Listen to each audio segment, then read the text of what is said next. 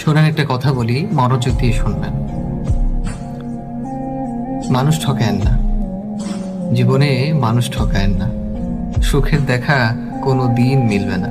যতই আপনি সুখের সন্ধান করেন, সুখ আপনি কোনো দিন খুঁজে পাবেন না। মানুষ ঠকায়েন না।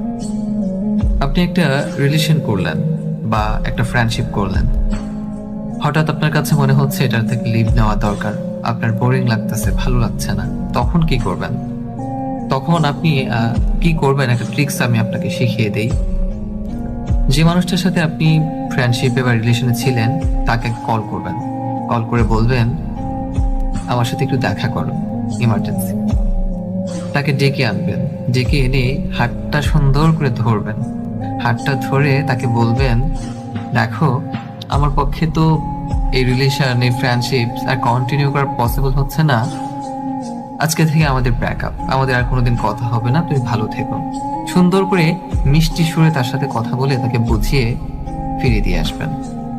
অথবা আরেকটা কথা হচ্ছে, আপনার যদি অন্য কাউকে পছন্দ হয়, সেটাও বলবেন যে তোমাকে তো আর আমার ভালো লাগে না, আমি অন্য কাউকে পছন্দ করি, আমি তার সাথে ফ্রেন্ডশিপ করেছি বা রিলেশনে যাচ্ছি, তোমার সাথে আর কথা বলতে পারবো না আমি।